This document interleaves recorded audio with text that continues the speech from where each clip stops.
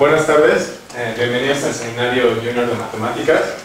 Primero que nada, les queremos pedir una disculpa a los que pudieron y estaban en expectativa de ver la sesión del lunes pasado. Por faltas de organización, la plática de Guillermo Alejandro Pérez Lobato, de Matemáticas Abstractas en la Práctica, Simetrías, no se pudo dar, pero se reinstaló la plática para que la pueda dar el 14 de mayo. Entonces ya habrá como una programación adecuada y como difusión en la página del seminario respecto a eso. También me había programado para el 14 de mayo. Bueno, entonces hablamos de eso. Gracias por decir. Pero sí, lo vamos a hablar. Me encontraba que lo habían reprogramado para esta fecha. No, qué bueno que estás aquí entonces. Pero bueno, bienvenidos y entrando a la plática de hoy. Pues presenta Alejandro Miguel Mujía Córdoba la estabilidad del sistema solar. Entonces, cedo la palabra. Pues, hola, hoy vamos a hablar entonces de la estabilidad del sistema solar, dándole un enfoque a toda la mecánica que tiene como un sistema de n cuerpos. Pues bueno, empecemos primero con una pequeña introducción acerca de la mecánica celeste, que fue una de las primeras ciencias de la humanidad, que pues bueno, fue lo que usaron las personas para predecir el movimiento de los objetos celestes, para ubicarse ellos mismos en la Tierra y poder ubicar también pues los mejores tiempos que existían para la siembra y para pues todas sus necesidades, ¿no?, que tenían en un inicio. Sin formularlo pues tan explícitamente o formalmente, pues ellos ya comenzaban a utilizar un sistema de coordenadas esféricas. ¿Por qué? Porque pues ellos se estaban ubicando y tenían en la Tierra, en un plano, y podían ubicar dónde se encontraba una estrella, a la que ellos llamaban estrella polar, y pues veían cómo se movían las estrellas alrededor de ese punto, y pues cómo cambiaba la posición de esa estrella conforme ellos también se movían pues por la Tierra. Y pues veían un movimiento como el que se muestra en ese diagrama para casi todos los objetos. ¿Por qué digo para casi todos? Porque pues así como se encuentran las estrellas, todas las constelaciones, Leo, Sagitario, Acuario, etc., sobre esas estrellas de repente salía de repente una estrella que a lo largo de los días iba moviéndose por la esfera celeste, diferente que las otras estrellas. Las otras estrellas se mantenían pues en una misma posición y se movían juntas, excepto estos a los que llamaron planetas, que eran como objetos errantes. Pues bueno, empecemos ya entonces con las leyes fundamentales de la mecánica, que es con lo que va a dar base a todo esto. Pues la mecánica celeste es solo una de las muchas aplicaciones que tiene la mecánica. La mecánica se puede basar, pues, una de sus principales bases es la segunda ley de Newton, que dice que cuando un sistema se encuentra en un marco de referencia inercial, las fuerzas externas se pueden escribir en función de la aceleración del objeto. La aceleración será su segunda derivada de su posición, RI será su posición respecto al tiempo. Y bueno, el centro de gravedad de un sistema que va a estar conformado por muchas partículas se va a mover como si toda la masa del sistema estuviera concentrada en este centro de gravedad y como si todas las fuerzas externas estuvieran actuando sobre ese centro de gravedad, de la forma que muestran estas ecuaciones.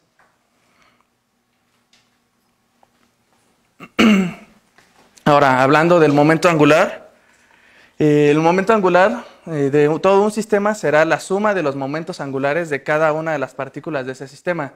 El momento angular de una partícula se puede definir de esta manera por este producto cruz, que será el producto cruz de su posición y de su momento lineal, que se puede escribir de esta manera, que es su masa y la derivada de su posición. Derivando el momento angular respecto al tiempo, nos va a resultar algo de esta manera. Aquí se va a ir el primer término que va a salir cuando derivemos esto. Esperen.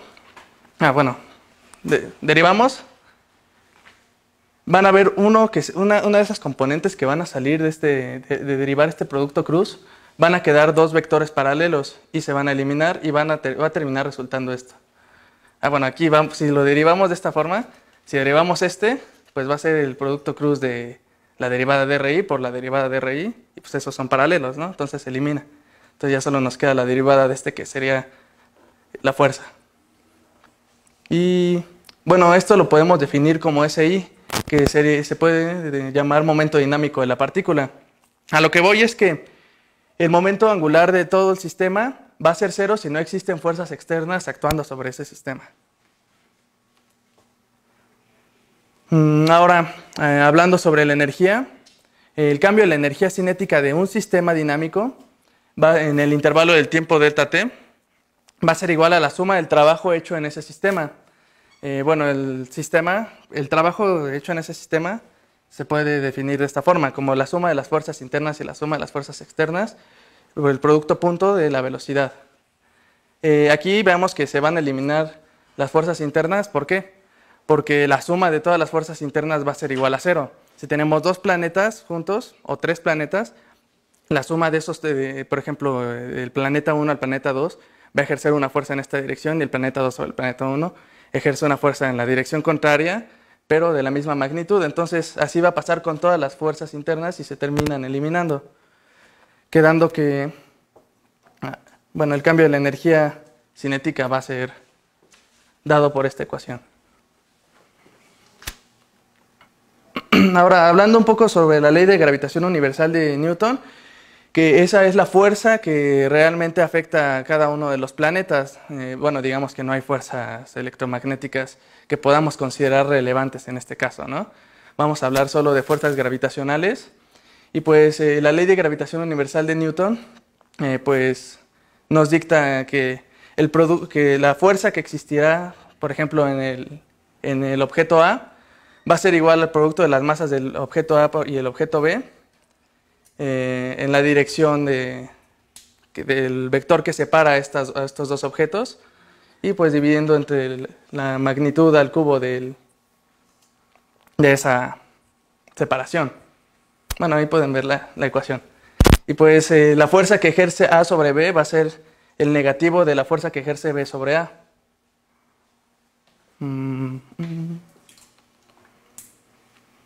Y pues ya entrando un poco al problema de n cuerpos, si consideramos n masas puntuales, cada una con masas mi y coordenadas pues x, y, y, z, y en un marco de referencia inercial con origen en cero, pues una partícula j va a sentirse atraídas por las otras n-1 partículas de la siguiente manera. Es la fuerza que ejerce cada una de las otras partículas i sobre esa partícula j.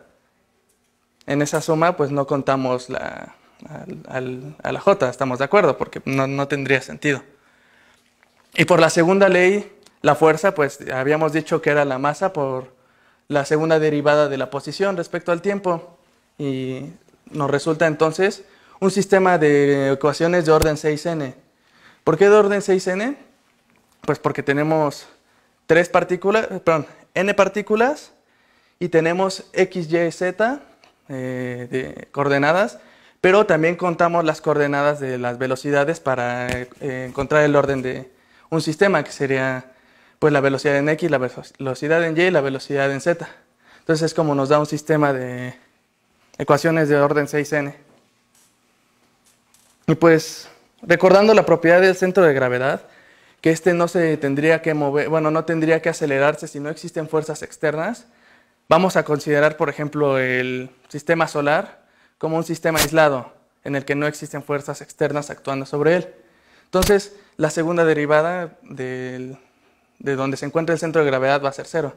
Integrando dos veces respecto al tiempo esta ecuación, obtenemos este sistema, lo cual nos brinda 6 integrales de movimiento. 6 integrales de movimiento porque son 3 ecuaciones, pero esta A y esta B son constantes que, son las constantes de movimiento que nos van a disminuir este sistema de 6n, nos van a disminuir en 6 Ay, esperen, ya me confundí. A ver, otra vez. Si integramos esto, entonces vamos a obtener esta ecuación que nos brinda la posición de dónde se debería encontrar cada objeto J, la suma de cada objeto J, con estos vectores A y B que se obtienen pues, dependiendo de las condiciones iniciales. Entonces esto pues, bueno, nos da 6 integrales de movimiento. Luego, recordando la propiedad de momento angular, que igual dijimos que el momento angular total sobre un sistema debería de ser 0 si está aislado. Pues bueno, ya que no se consideran fuerzas externas en los sistemas, el momento angular será constante, porque el cambio del momento angular va a ser 0. Esto nos otorga 3 nuevas integrales de movimiento, ya que este C va a tener igual 3 dimensiones, en X, Y y Z.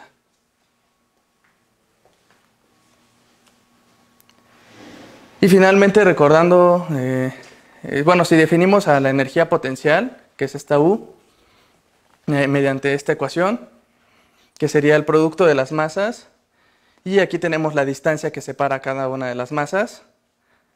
Esta va a ser pues la suma en todas las I's, y luego vamos a hacer la suma en todas las J's. Esa va a ser la energía potencial del sistema.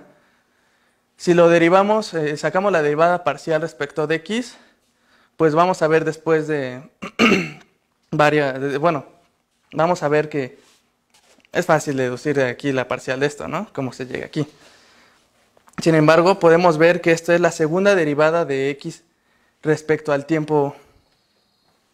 La segunda derivada de X respecto al tiempo. ¿Eso por qué es? Déjenme. Encuentro.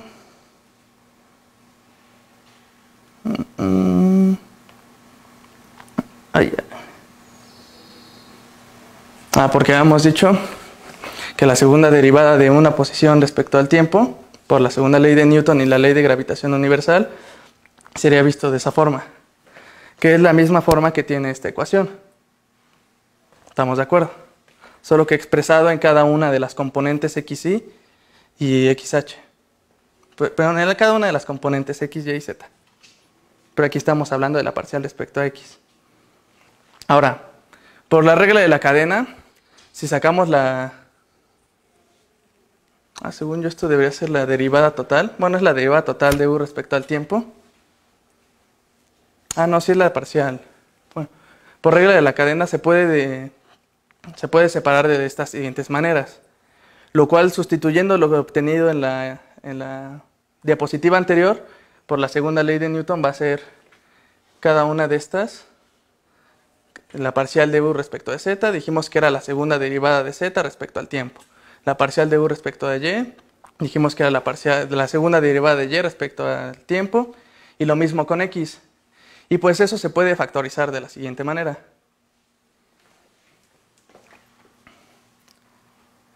Esta ecuación es importante, ya después de haberla factorizado, pues resulta en una nueva integral de movimiento del sistema.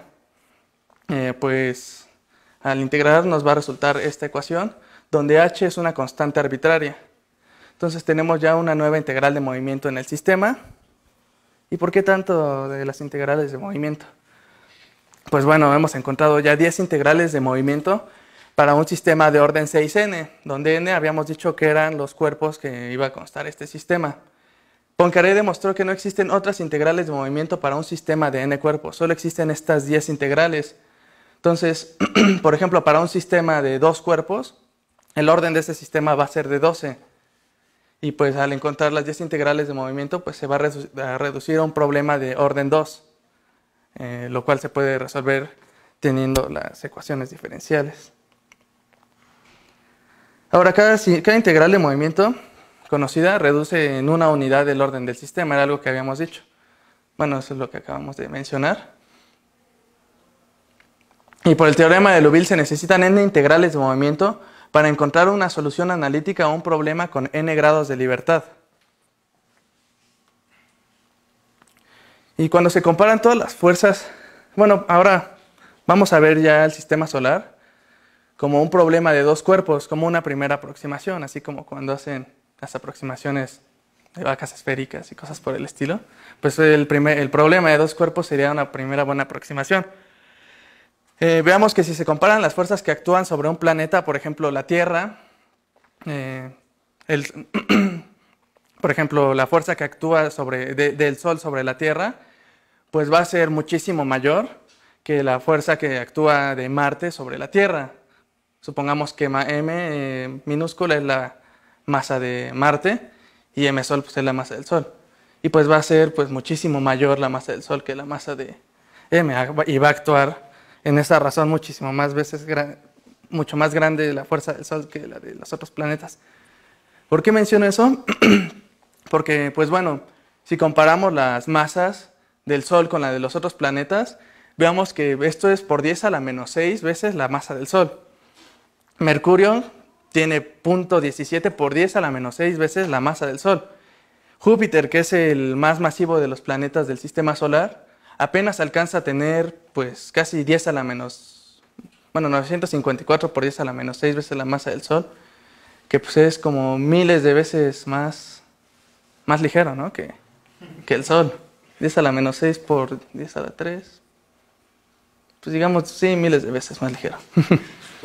Es claro entonces que, por ejemplo, para la Tierra, la fuerza que ocasiona el Sol va a ser muchísimo mayor que la fuerza que ocasionan los otros planetas sobre nosotros. Entonces, pues bueno, esta aproximación de un problema de dos cuerpos podría ser considerada como un inicio. Y contando esta aproximación, si se considera cierta, pues entonces las órbitas de los planetas, supongamos aquí la Tierra, van a seguir las leyes que Kepler expresó. Una de ellas es que, pues bueno, la razón entre el cuadrado de su periodo y el cubo, ¿cómo se llama? El eje, semieje mayor, perdón, iba a decir subeje, pero no, como que no. Semieje mayor al cubo es una constante que recorre en áreas iguales, en tiempos iguales, y que, pues bueno, su movimiento va a ser en una elipse. Esto si se considera que, si seguimos considerando como si fueran un problema de dos cuerpos, y cada uno de los planetas entonces seguirían ese tipo de trayectorias. Y para encontrar a un objeto entonces en el espacio, bastaría con tener estos elementos orbitales, donde pues, su semieje mayor, lo podemos ver aquí en su imagen, va a ser de donde está el centro hasta donde está la parte más alejada de su órbita. La inclinación sería la inclinación respecto a la órbita de la Tierra. Por ejemplo, Plutón, no estamos contando a Plutón ya en el sistema solar, pero tiene una inclinación extremadamente grande, porque su movimiento es como se ve aquí en el sistema. Nuestro movimiento va aquí, por ejemplo, por la amarilla, y el de Plutón iría más o menos por este tipo de inclinaciones ya muy grandes. Ahora, otra cosa que se considera es el argumento del perihelio, que pues va a ser pues, el ángulo que se forma donde se cruzan estos dos planos hasta donde está su perihelio. ¿Qué es el perihelio? La zona más alejada de la órbita del Sol. Una órbita tiene su afelio y su perihelio. Su afelio es donde está más cerca y su perihelio es al revés. Su afelio es donde, sí es cierto, su afelio es la zona más alejada y su perihelio es la zona más cercana. Entonces será el ángulo que está desde donde se cruzan estos planos hasta donde está esa zona más cercana. Otro ángulo importante es la longitud del nodo ascendente, que pues bueno, será el ángulo que se haga donde está el punto Aries, que pues es un punto que muchos astrónomos conocen, pues donde empiezan las coordenadas ecuatoriales, donde está el 0,0 de las coordenadas ecuatoriales. Ahorita no nos vamos a adentrar en eso, pero será el ángulo que hace de ahí hasta donde se cruzan esos dos planos. Otra cantidad importante es la excentricidad, que tiene que ver con la razón que existen entre pues, el semieje mayor y el semieje menor.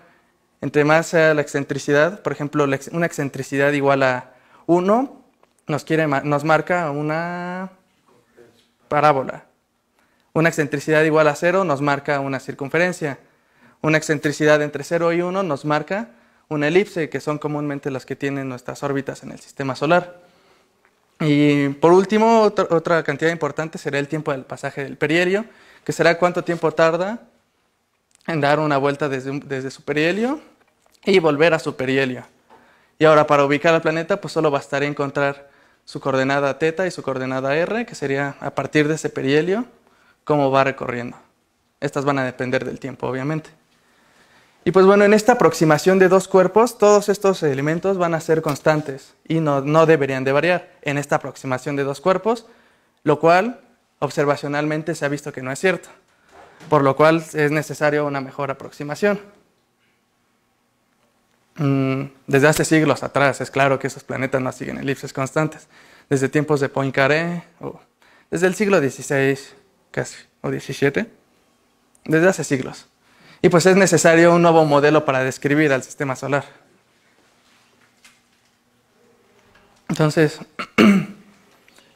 ¿con qué seguimos? Una mejor aproximación podría ser empezar a trabajar ahora en el problema de tres cuerpos y las fuerzas perturbativas. Veamos que si tenemos aquí tres cuerpos, M mayúscula, M minúscula y M primada. Vamos a denotarlas ahora de esta manera. Y en adelante van a estar ahora denotadas de esta manera, ¿de acuerdo? Y sus posiciones también. Esta ρ 1, 2 va a estar denotada como R, R' y una ρ. Por la segunda ley de Newton, lo mismo que hablábamos antes, se va a obtener para cada componente. Vamos a fijarnos en esta masa, en la masa M minúscula, normal, no en la primada. Su posición va a estar dada, bueno, sus ecuaciones van a estar dadas por cada una de estas, en cada una de sus componentes. Esto es por la segunda ley de Newton. Esta es por la fuerza que le ejercería esta masa. A ver. Sí. Ahí, a ver. Sí, exactamente. Esta sería por la fuerza ejercida entre estas dos. Y este término va a ser por la fuerza ejercida entre estas dos masas. Bueno, se pueden reescribir estas ecuaciones de la siguiente manera. Aquí, bueno, agrupamos los términos que teníamos en esta derivada parcial. Sacamos estas constantes, que pues no tiene chiste que estén adentro de la derivada parcial. Entonces, el movimiento en cada una de las componentes de esta partícula va a estar dado por estas funciones. Podemos definir, en el libro decía perturbing function, entonces no supe si ponerle perturbativa o perturbadora, pero pues perturbadora suena mejor, ¿no? Una función perturbadora. Entonces, bueno, la posición de la partícula va a estar dada por esa función de la siguiente manera. Entonces, su ecuación de movimiento va a ser como la segunda derivada de esa partícula respecto al tiempo de su posición. Va a estar dada por esta ecuación. Este término, recordemos que era dado por la masa principal, que en este caso podría ser el Sol. Y este gradiente va a ser el gradiente de la función perturbativa, perturbadora, como le quieran llamar, que va a tener que ver con la otra masa que tenemos aquí. Pero, ¿qué pasa cuando tenemos más de tres cuerpos, que es el caso del sistema solar? Pues podemos agregarle aquí la otra masa 2. Lo único que vamos a hacer es que vamos a sumar esos gradientes de la función perturbativa hasta el n-2. Bueno, cada una de las funciones, si tenemos, por ejemplo, 4 cuerpos en este caso, vamos a tener dos funciones perturbativas, una para el cuerpo M1 y la otra para el cuerpo perturbativo M2. ¿Aquí encuentra alguien algún error? ¿O algo que no se esté considerando? Aquí en el sistema de las fuerzas. Debería haber una fuerza entre este y este, ¿no? Entonces es por eso que hacemos esta suposición. Que esta M va a ser muchísimo más grande que la M del sistema al que nos estamos refiriendo. Por ejemplo, en este caso, el planeta a estudiar, que podría ser la Tierra. Y es que ese sea muchísimo más grande que las otras masas perturbativas, M1 y M2. Si se considera esto así, pues bueno, esta fuerza que va a estar actuando entre estas dos masas, pues va a ser muchísimo más pequeña que cualquiera de las otras fuerzas y pues en este caso, como una aproximación, podría pues despreciarse esa fuerza que existe entre estos dos cuerpos. Entonces, ahora, usando entonces esta formulación, el sistema solar puede ser visto como un problema de n cuerpos, con n igual a 9, sin contar al Sol, pero contando al Sol y a los 8 planetas, sin contar a Plutón por su extremadamente baja masa. Y pues, bueno, si se preguntan cuánto es extremadamente baja masa, vemos que la masa de Plutón pues es 500 veces más pequeña que la masa de la Tierra, es casi 10 a la menos 6 veces la masa de Júpiter, y pues unas 10 a la menos 9 veces la masa del Sol. Entonces, pues bueno, es extremadamente pequeña. Para unas primeras aproximaciones puede considerarse. En particular, entonces, puede ser tratado como un problema de 9 cuerpos. Y aquí, entonces, esta suma de funciones perturbativas va a ir de 1 hasta 7. No, de 1 hasta 7. ¿Por qué? Porque si hacemos el estudio, por ejemplo, de aquí de la segunda derivada de la posición en la Tierra, pues vamos a contar cada uno de los otros 7 cuerpos menos de la Tierra y del Sol, porque el Sol pues es la masa principal, ¿no? Entonces, ¿esto cómo se vio que era verdad? Aplicando entonces esta, por ahí ya de 1781, ya a finales de 1700, se había descubierto ya Urano observacionalmente. Entonces, se había estimado ya una trayectoria aproximada que debería seguir, considerando pues la atracción gravitacional del Sol y de los planetas ya conocidos con esta formulación que ya ahorita hicimos. Sin embargo, se observaron después ya de cierto tiempo, al ver cómo iba avanzando, pues importantes desviaciones respecto a las predicciones hechas. Y pues bueno, existían varias hipótesis. Una podía ser que pues los errores observacionales eran muy grandes en esas épocas. Actualmente todavía son muy grandes los errores observacionales, pero bueno, era una de las hipótesis. Otra es que algún planeta extraño no descubierto aún estuviera perturbando su órbita, atrayéndolo y de esa manera. Otra hipótesis, que podría ser también interesante, era que la gravitación de Newton podría diferir pues ya a grandes distancias, ¿no? Ya distancias ya alejándonos hasta donde estaba Urano. Entonces, se decidió, uno de los muchos trabajos que estuvieron haciendo y en el que nos vamos a centrar, porque fue el que terminó pues venciendo, es que algún planeta estaba perturbando su órbita. Fue así como entonces el estudiante John Couch Adams decide estudiar esa hipótesis. Y él nació en 1819, tenía 24 años cuando decidió estudiar esa hipótesis. O sea, tenía casi nuestra edad, ¿no? De varios de nosotros. Y publicó sus primeros resultados teniendo ya 26 años. Y después se confirmó observacionalmente que sus hipótesis eran reales. Cuando él tenía 27 años, pues ya había descubierto un planeta que se desconocía. Y pues eso, bueno, en su momento, pues fue como uno de los muchos descubrimientos del siglo, ¿no? Haber descubierto un planeta, y el primer planeta de forma matemática, no observacional. Pues bueno, continuemos entonces con los sistemas dinámicos.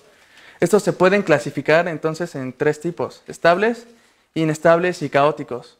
Los estables son si tenemos 2 soluciones con condiciones iniciales muy cercanas.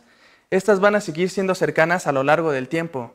Estas, conforme siga avanzando el tiempo, pues van a seguir siendo cercanas estas 2 soluciones. Se puede ver de esta manera, que si tienes la solución 1, esta era 2. Ignoren ese 1 y supongan que son 2. Tal es que pues la distancia entre estas 2 es menor que epsilon para todo epsilon mayor que 0. Pues bueno, va a seguir siendo así para todos los tiempos siguientes. Las otras 2 clasificaciones pueden ser inestables, que es cuando estas 2 soluciones con condiciones iniciales diferentes terminan divergiendo, y por pequeñas que sean esas condiciones iniciales. Y los caóticos es que igual esas soluciones, a pesar de que no divergen, se mueven en torno a los atractores, ahorita vamos a hablar de eso, pero de manera muy irregular, y pasado el tiempo ambas soluciones ya no son para nada cercanas. Ambos tipos de soluciones tienen una muy fuerte dependencia y sensibilidad, como decíamos, a las condiciones iniciales. Se puede mover tantitito y se va a terminar separando por mucho. Vamos a ver cómo es eso. Y un ejemplo pues muy bonito. Veamos aquí que tenemos la posición inicial de por ejemplo, de un problema. Este es un problema de 3 cuerpos. Y aquí están iniciando prácticamente las dos soluciones, pero con una condición inicial muy cercana a la otra. Y podemos ver, ya por aquí se alcanza a apreciar una trayectoria gris que se empieza a separar de la otra. A pesar de que iniciaron pues, prácticamente en la misma posición, prácticamente. Y después de ya cierto tiempo de esta simulación, una termina hasta acá, mientras que la otra terminó hasta acá. Y pues veamos que ni siquiera se pueden pues, observar ahí cuál era la diferencia en sus posiciones iniciales. Entonces esto quiere decir que es un sistema caótico. Ejemplos puede ser el péndulo doble, el movimiento de las placas tectónicas y el clima. Es por eso que luego, a pesar de que diga que pues, 0% de probabilidades de lluvia, pues termina lloviendo ese día, ¿no? Porque no hicieron muy bien sus mediciones, o por muy poquito que varió la condición inicial, pues varió mucho el clima para dentro de 2 o 3 horas. El problema de 3 cuerpos o más es caótico, entonces el sistema solar va a ser caótico. Y aunque se hayan podido ya aproximar soluciones con importante precisión, esas fueron pues, algo que no les gusta mucho a los matemáticos de forma numérica. ¿Qué hace un sistema más caótico que otro? Por ejemplo, ¿qué hace que podamos predecir el clima a lo más a 2 horas, 3 horas? Pero ya sabemos que en una semana lo que nos dice el clima, pues para nada es verdad. Sin embargo, en el sistema solar vemos los planetas y sabemos que en un año pues va a seguir, sabemos dónde va a estar casi exactamente, ¿no? Entonces, 2 trayectorias que comienzan muy cercanas y se terminan alejando entre sí, como lo vimos hace rato. La distancia que se terminan alejando la podemos expresar con la siguiente ecuación, donde delta va a ser la separación de las 2 trayectorias en función del tiempo. Delta 0 va a ser la separación inicial, que como vimos puede ser muy pequeña y esto puede terminar siendo muy grande. Entonces es por eso que lo terminamos multiplicando por un exponencial, donde lambda va a ser nombrado el coeficiente de Lyapunov. Entonces, ¿qué podemos decir entonces de los 2 ejemplos que decíamos hace rato? Para el sistema solar ese lambda pues va a ser extremadamente pequeño comparado con el del clima, con las predicciones que hacen del clima, donde vimos que pues, son extremadamente caóticas. Bueno, vemos a diario. Seguramente vamos a ver hoy, cuando termine lloviendo. Entonces, la primera aproximación numérica fue hecha por un grupo del sistema solar, fue hecha por un grupo del Jet Propulsion Laboratory en 1980, mediante las computadoras de ese tiempo. Entonces, constó de poner la ecuación de Newton, de las fuerzas que sentía un planeta respecto de las fuerzas que ocasionan todos los planetas y el Sol sobre uno de los planetas, y así con cada uno de los planetas. Y entonces se pudo calcular para ese entonces el futuro del sistema solar para los próximos 44 siglos, lo cual podríamos pensar que es mucho, pero realmente no es tanto, ¿sí? Así como en su momento, Lagrange, Laplace y Poincaré aportaron muchísimo conocimiento a la mecánica del sistema solar y sobre todo a la mecánica celeste, actualmente existe un personaje que ha dedicado gran parte de sus investigaciones a eso, y pues lo menciono porque gran parte de lo que estuve investigando salió de los trabajos que él ha hecho, y es Jacques Lasker. Mediante mejores métodos de aproximación, subrayo aproximación, en 1989 demuestra que las órbitas planetarias sí son caóticas, en especial Mercurio y su excentricidad, cuya variación, variando muy poquito las condiciones iniciales, podría llevar incluso hasta colisiones planetarias o a la colisión de Mercurio contra el Sol, o, en el más interesante de los casos, la expulsión de Mercurio del sistema solar. Las ecuaciones aproximadas por Lasker numéricamente y con su computadora tenían hasta 150.000 términos polinomiales, lo cual pues ya es una aproximación pues demasiado grande, ¿no? Y las trayectorias calculadas son fiables hasta para dentro de 200 millones de años. Hemos ya aumentado los 44 siglos a 200 millones de años. Entonces, el avance de las computadoras actualmente permite cálculos todavía muchísimo más precisos y muchísimo más poderosos. Recientemente, en 2009, Laskar y sus colegas han utilizado supercomputadoras para calcular la evolución del sistema solar, ahora hasta para dentro de 5 gigaños, 5 por 10 a la 9 años, que es aproximadamente lo que le queda de actividad al Sol. Ya cuando va a empezar a convertirse en una gigante roja, va a absorber a varios planetas, etcétera, etcétera. Entonces, esta simulación incluye al Sol, a todos los planetas, a Plutón, a la Luna, e incluso también ya toma en cuenta correcciones relativistas. Pues como vimos, cualquier cambio en las condiciones iniciales podía ser pues bastante importante en la evolución del sistema. Entonces, pues los resultados más recientes que salen de ahí es que la mayoría de las órbitas accesibles desde la situación actual no prevén colisiones entre planetas, o al menos la mayoría. El 1% de los casos, la órbita de Mercurio podría deformarse tal que sea engullido por el Sol o choque contra Venus.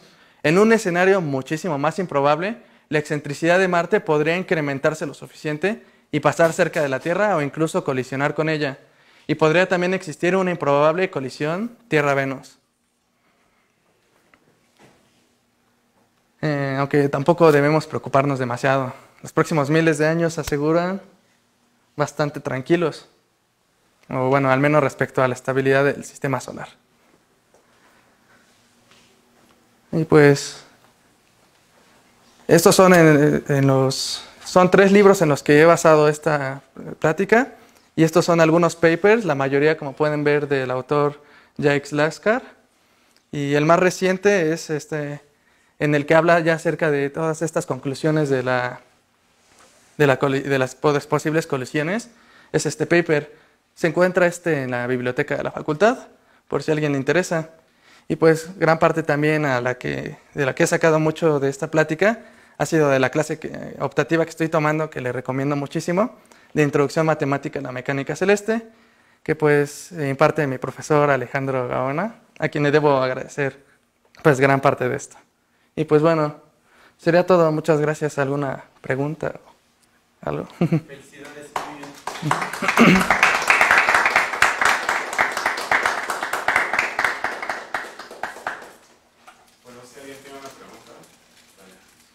O comentario que no le haya parecido alguna aproximación, ¿no?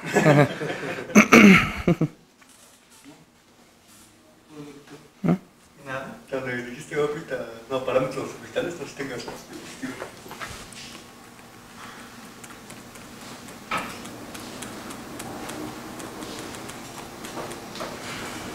Ajá, ¿Esa? el dibujito amarillo, bueno, el que está horizontal, ese que es. Bueno, podríamos, la eclíptica, este plano podría ser el plano de la órbita de la Tierra, alrededor del Sol. ¿Y el otro? Este podría ser el del planeta a estudiar. Si por ejemplo estudiamos Venus, va a tener su órbita va a tener cierta inclinación respecto a la nuestra. No tan exagerada como se ve en este dibujo, pero pues no va a estar exactamente en el mismo plano. Su inclinación va a ser pues diferente a la que nosotros tenemos. Pero no por la conservación del momento angular deberían estar en el mismo plano. Pues bueno, eso sería una muy buena aproximación, pero si tenemos esa aproximación como... A ver, otra vez. Por la conservación del momento angular deberían estar en el mismo plano. Pero por las perturbaciones eso no sucede así exactamente. Cada una, cuando ya empezamos a considerar 3 cuerpos o más y que existen esas ciertas perturbaciones, ya cada uno de estos elementos ya no son constantes, sino que empiezan a variar con el tiempo. ¿Por qué? Porque cuando se estuvo formando, pues empieza por la conservación del momento angular a achatarse todo en un plano, hasta ahí estamos de acuerdo. Pero pues no va a llegar exactamente a ser pues 0 la inclinación de todo. Estas inclinaciones van por el orden de 1 grado, medio grado o cosas por el estilo, y varían con el tiempo. De repente ya empiezan a ser medio grado, pero hacia la otra dirección, etcétera, por las perturbaciones que hay entre los cuerpos.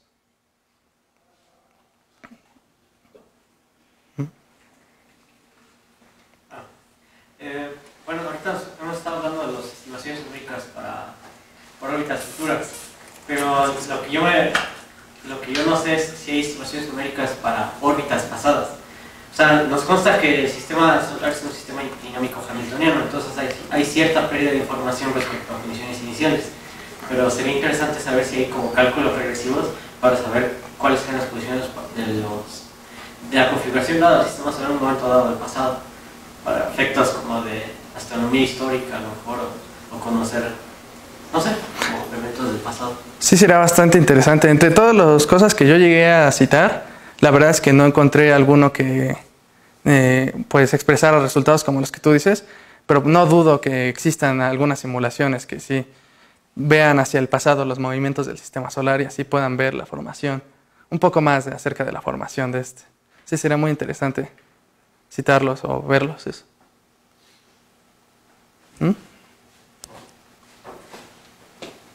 Bueno, si no hay más preguntas, pues le damos otro fuerte aplauso.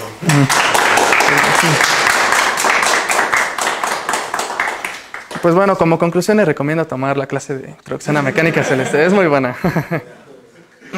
Y gracias por venir.